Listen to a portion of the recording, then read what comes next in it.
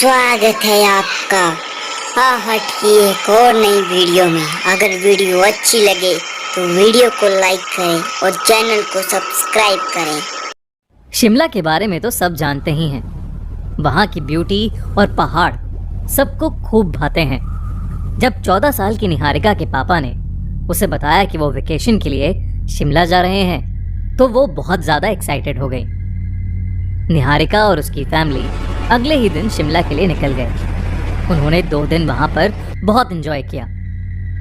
पर ट्रिप के तीसरे दिन निहारिका के पेरेंट्स ने डिसाइड किया कि वो शिमला के पास ही बेहद सुंदर माने जाने वाली सोलन डिस्ट्रिक्ट भी देखने जाएंगे।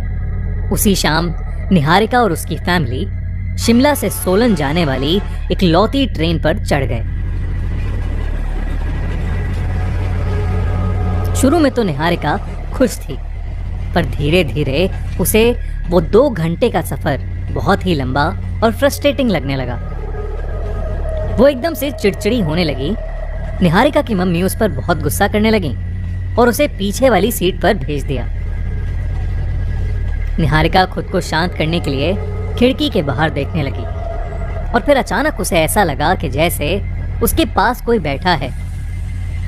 उसने जैसे ही सामने वाली सीट पर देखा, वहां एक 16-17 साल का लड़का बैठा था। निहारिका उसे देखकर चौंक गई, पर वो कुछ देर बाद फिर से खिड़की के बाहर देखने लगी। वो लड़का निहारिका को देखे जा रहा था और फिर निहारिका से कहने लगा, आगे मेरा घर आने वाला है, तुम देखना चाहोगी? उस लड़के की ये बात सुनकर निहारिका मानो हिप्नोटाइज हो गई।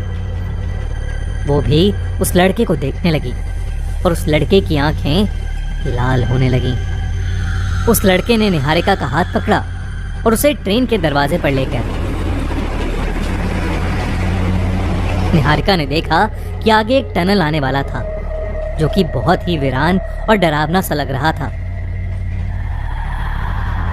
वो लड़का निहारिका से कहने लगा कि वो टनल नंबर 33 है और वही उसका घर है और उसकी माँ वहां उसका वेट कर रही है। ये कहते ही निहारिका को जोर का झटका लगा और वो लड़का वहां से गायब हो गया। लेकिन अब निहारिका की आंखें एकदम लाल हो चुकी थीं। उस लड़के की आत्मा शायद निहारिका के अंदर घुस चुकी थी। ट्रेन जैसे ही उस टनल के अंदर घुसी, निहारिका की हालत और खराब होने लगी। उसके मुंह से खून निकलने लगा और उसका शरीर नीला पड़ने लगा।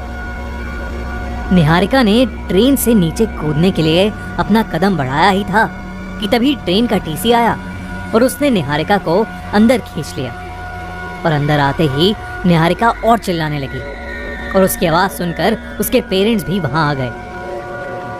टीसी ने निहारिका की आंखें बंद कर दी और उसके माथे पर एक बोतल से पानी डालने लगा।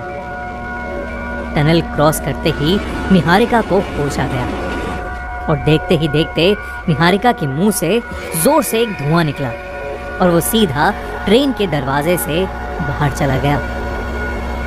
जब निहारिका ने अपने पेरेंट्स को उस लड़के के बारे में बताया तो उसके पेरेंट्स ने उससे कहा कि उन्हें ना तो उनके कंपार्टमेंट में और ना ही ट्रेन में कोई लड़का दिखा।